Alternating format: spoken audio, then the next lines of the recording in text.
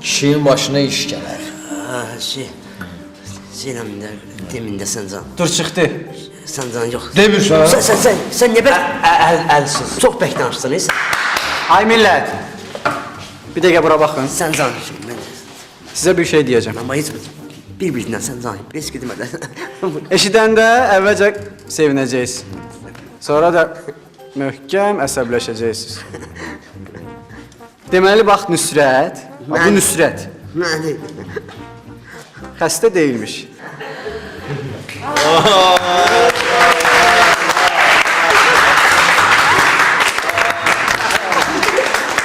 Sevindik.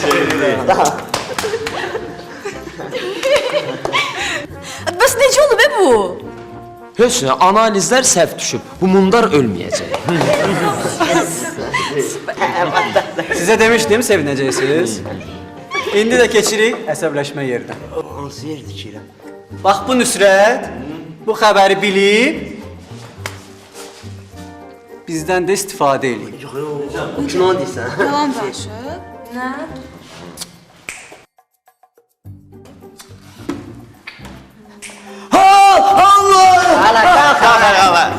Olmadı, o deyil.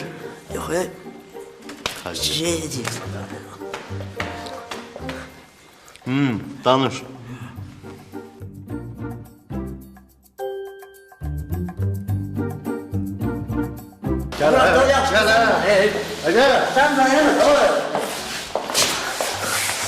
Bu hamımızı loxlayıb.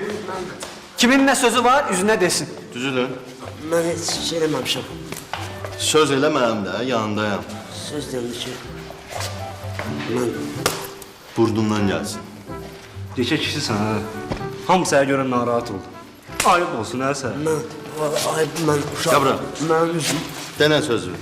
Utanmırsan? Hə? Hə? Biraz utandım. Aparırdıq sənə yemək alırdıq.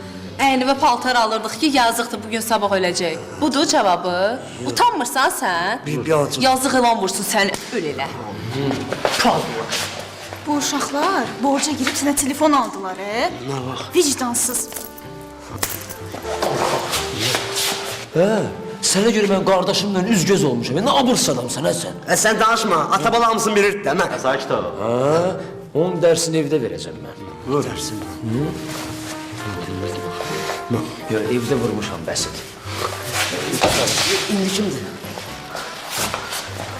Utanmadın da, hə? Bir balaca. Bizi alladıb arxamızca gülürdün, hə?